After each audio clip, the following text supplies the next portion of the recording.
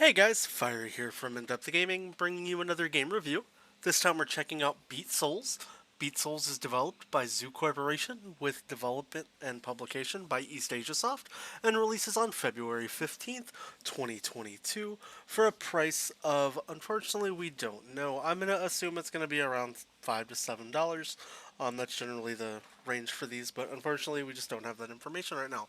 So what is Beat Souls? It's pretty much a dumbed down modified version of Guitar Hero, where instead of pushing buttons and doing different things like that, you're going to have a stage of songs. Basically, you get three different characters you play as this May, Rinko, and then Nenny stages that are basically different leveled stages that introduce different kinds of buttons and difficulty levels for playing song games. Now, you play as this little character here that moves around your screen, and you basically need to line up the little kind of ball things that you collect to score points for while dodging enemies, manipulating them with left and right bumper, and then jumping occasionally or changing colors based on the songs you are. Now, when the game first starts out, you're going to be extremely easygoing when it comes to how difficult the game is. It's going to be straightforward with just very simple levels that don't really pull for any skill requirements, and then the game's going to actually ramp up pretty quickly. To be able to beat this entire game, you're going to have to end up playing, I believe it's 10 levels on each character, get to a max level 9, and to be honest, all the other achievements are just going to kind of fall in place while you are playing.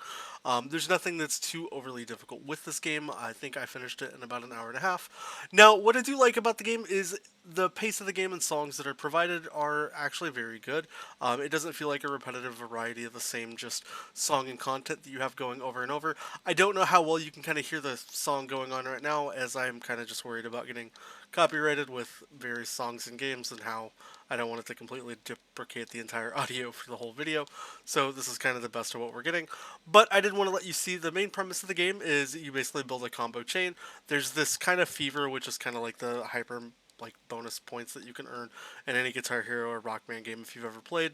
It basically gives you bonus score going between a certain amount of portion of the level, and then the bottom of your screen you're going to get to track two different scores. You're going to see the bottom bar, which is basically the progression of the song, and the bar right above that's going to be your score. Now, as you're playing in the game, if you do really good on a level you haven't played for, you should get about 300 XP, and then anywhere between 150 and 200 from that.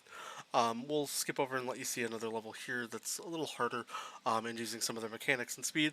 Different levels are going to vary in the speed that they present with you, and you don't have to worry too much about being good at the super great levels. You just need to be able to pass a certain amount of levels, which will just kind of come over time while you are playing the game.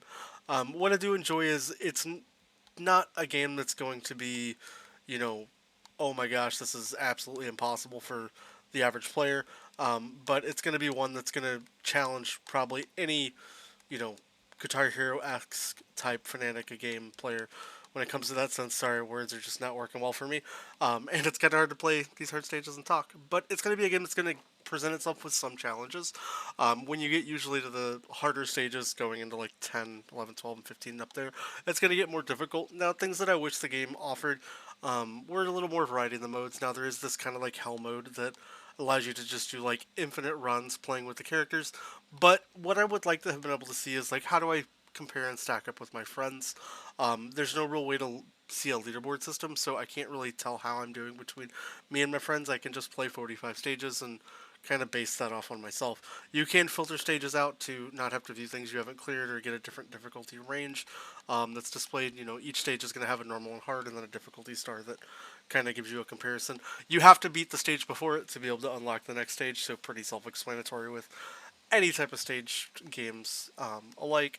And the achievements, it's going to be 29 achievements that are all extremely straightforward. You'll probably get player level 9 as your last achievement, and then just play all the different stages, hit X amount of souls and notes. The souls are the little glowing orbs that you have to hit during the stages to collect.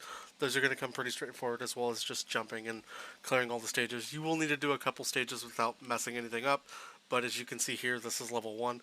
It's pretty darn impossible to screw this level up. You just dodge the barriers and move with your analog stick or D-pad. Personally, I prefer playing the game with the analog stick, but some people may prefer D-pads. I really wish I just had like a Guitar Hero guitar and I could play more that way, but because of the game's mechanics and how you have to do like these color switches and jumping, it doesn't really kind of translate into being able to use a guitar. I did try to plug in a guitar and I just couldn't get it to work.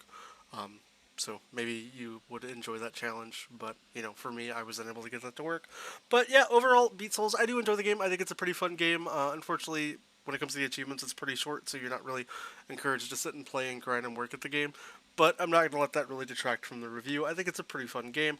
As far as giving a buy, sale, pass rating on the game, I'm definitely going to recommend you buy and pick this game up, especially if you grew up in that era of Guitar Hero and music-themed games.